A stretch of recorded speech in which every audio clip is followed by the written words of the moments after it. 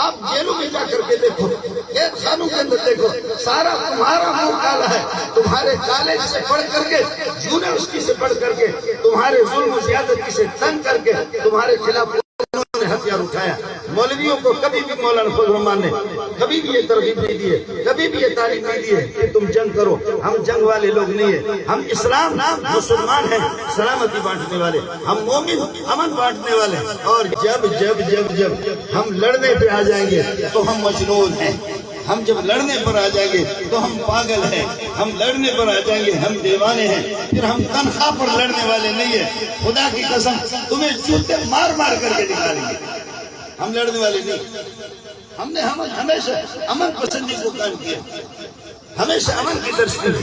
کیا افغانستان پر آپ کے تعلقات خراب ہو رہے ہیں؟ کس کے کہنے پر ہو رہے ہیں؟ کس کے کہنے پر؟ کس بزرگ نے آپ کو مشورہ دیا؟ کس مسلمان نے؟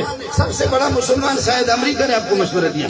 ہم افغانستان کو بھی اپیل کرتے ہیں کہ اللہ کے لیے کہ آپ حوصلے سے کام لے لو، اور آپ بھی صبر سے کام لے لو، آپ بھی تحمل سے کام لے لو، آپ بھی بردباری سے کام لے لو.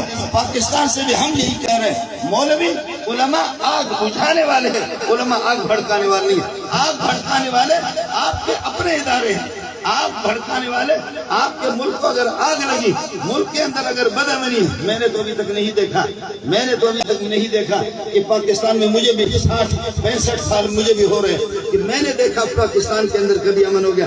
ہمیشہ ہمیشہ ہمیشہ ہمیشہ برے سے برے دن، ہمیشہ برے سے برے دن. مجھے وہ دن بھی یاد ہے پاکستان میں 8 آنے کی روٹی آتی تھی، 8 آنے کی چائے آتی تھی. اب 120 روپے کی سادہ چائے، سادہ کپ چائے کی مل رہی ہے. اور آپ نے مشرقی پاکستان کو جدا کر دیا. اور بنگالیوں کو ہم کہتے تھے ٹکے کے لوگ نہیں ہے، ان کا روپے ہوتا تھا ٹکا ٹکا ٹکا ٹکا ٹکا ٹکا. اور جب ہم غصہ ہوتے تھے کہتے تھے تم ٹکے کے آدمی نہیں ہو. آج بنگالی کا 1 ٹکا آپ کے 3 روپے.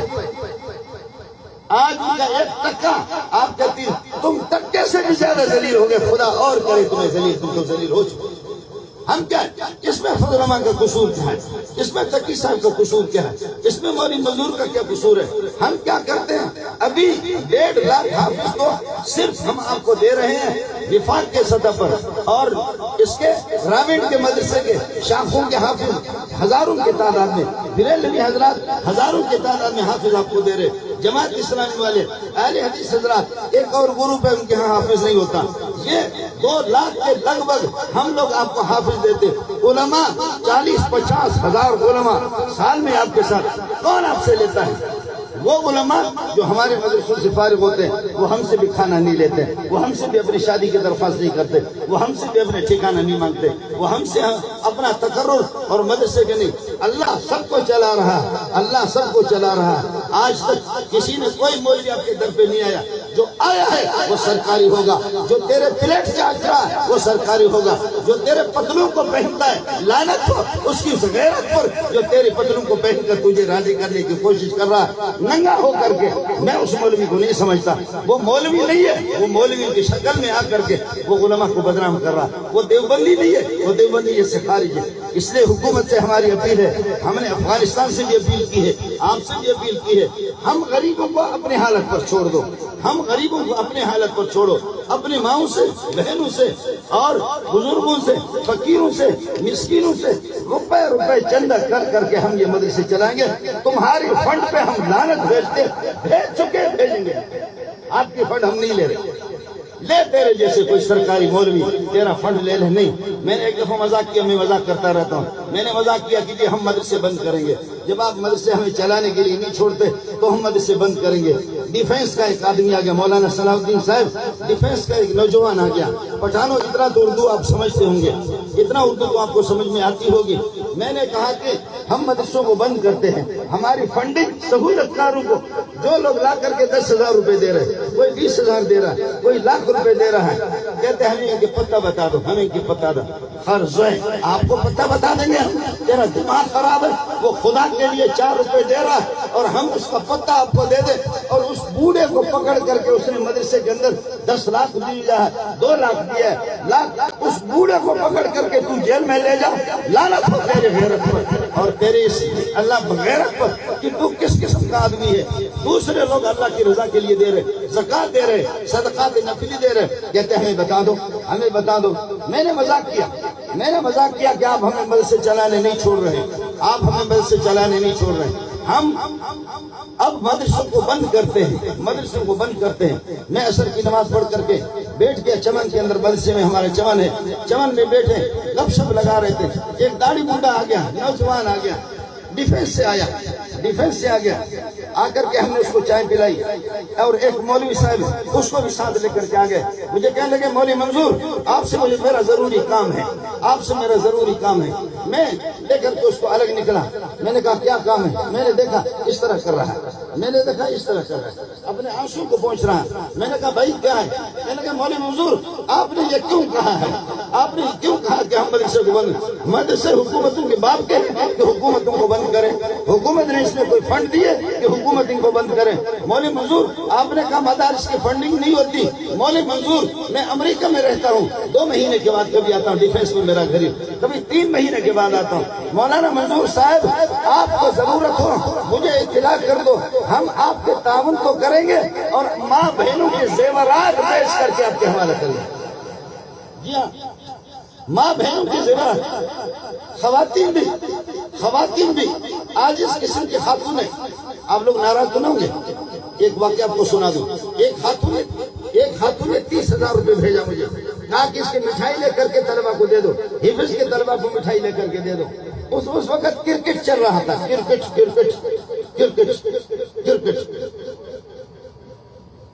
پوری دنیا کرکٹ پہ لگی ہوئی ہے. چھٹیاں ہیں, سرکاری چھٹیاں ہیں, ٹیلی ویژن ہے, اور مولوی بھی ہمارے بے غیرت مولوی.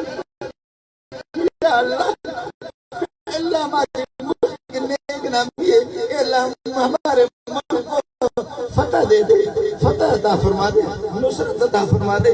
جاوید میاں کو کامیاب کر دے, جاوید رضوان کو کامیاب کر دے, شاہد آفریدی کو کامیاب کر دے.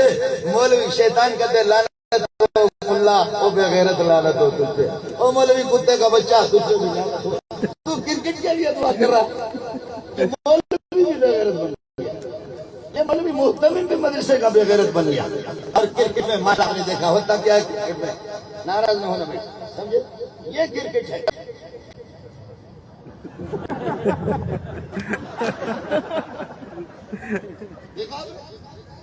گھما کر کے ادھر لگا کر ادھر لگا, یہ ضروری ہے یہاں اس کو لگا دو.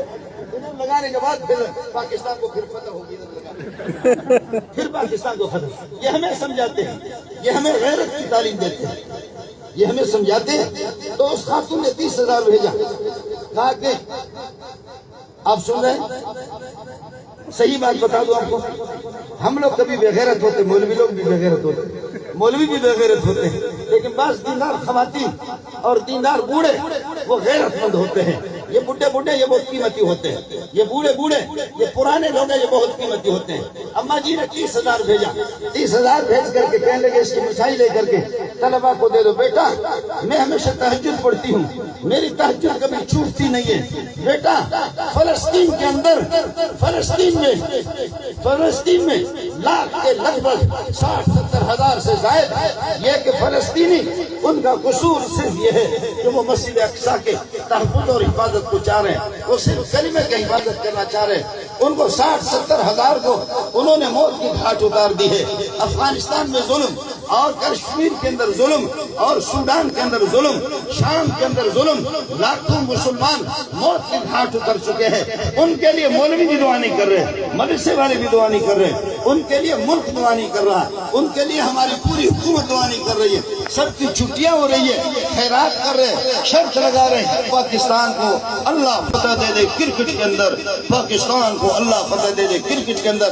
اس خاتون نے کہا کہ بیٹا میں رات کو اٹھ کر کے دعا کرتی ہوں، اے اللہ پاکستانی ٹیم کو شکست دے دے۔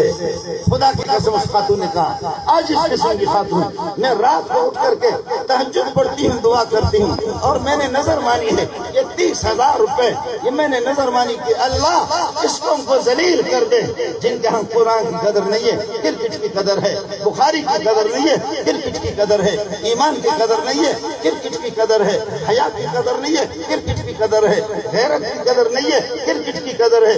جو قوم اس طرح پاگل بن گئی ہو، بیٹا میں نے 30,000 منت مانی ہے، میں راتوں کو اٹھ کر کے دعا کرتی ہوں، اللہ پاکستان کو شکست دے دے، اللہ پاکستانی ٹیم کو شکست دے دے، اللہ پاکستانی ٹیم کو شکست دے دے۔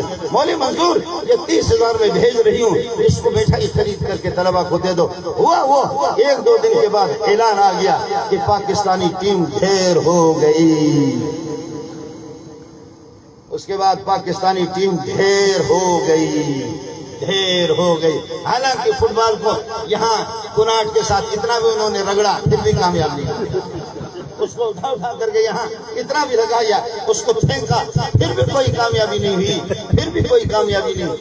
یہ قرآن کہتے ہیں این تذہبون وما صاحبکم بمجنون، تمہارا محمد پاگل نہیں ہے، یہ سارے پاگل ہے۔ ومن یرغب عن ملت ابراہیم الا من صفی نفسہ، تو اس دین سے روگردانی کرنے والا ہوگا پاگل۔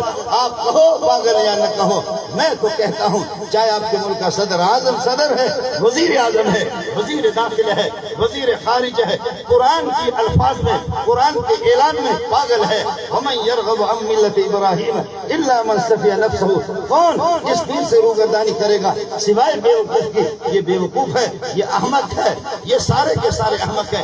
لقد انزلنا الیکم کتابا فیہ ذکرکم، تمہاری نصیحت ہم نے یہ 30 پاروں کے اندر رکھی ہے، تمہاری کامیابی اسی میں رکھی ہے، تمہاری غیرت اسی کی ہدایتوں کے مطابق، تمہارے لیے شرم اسی کے مطابق، تمہارا ملک اسی کے مطابق، تمہارے پاس امن اسی سے آئے گا، تمہیں سلامتی اسی کے ہدایت کے مطابق مل جائے گی، تمہاری حکومت سدھر جائیں گے اسی کے مطابق۔ لقد انزلنا الیکم کتابا فیہ ذکرکم، تمہاری نصیحت ہے۔ اتغفلون، کیا تم غافل ہو؟ فلا تعقلون، بہت بے عقل ہو، تم عقل بھی نہیں رکھتے ہو۔ افلا تعقلون، بدماشی نہ کرو۔ وکم قسمنا من قریۃ کانت ظالمۃ وانشانا بعدها قوما آخرین، کتنی بستیوں کو تم سے بڑے بڑے بدماش تھے، ان کو میں نے خدا نے ہلاک کیا ہے۔ یہ سارے پاگل تھے، پاگلوں کے راستے پہ چلے گئے، یہ سارے کے سارے مجنون تھے، یہ سارے کے سارے بالکل بیوقوف قسم کے احمق تھے، یہ احمقوں کے راستے چلے گئے۔ تباہی کو انہوں نے اپنے لیے اختیار کر لیا، ہدایت کو چھوڑ کر کے ضلالت کو انہوں نے اختیار کر لیا۔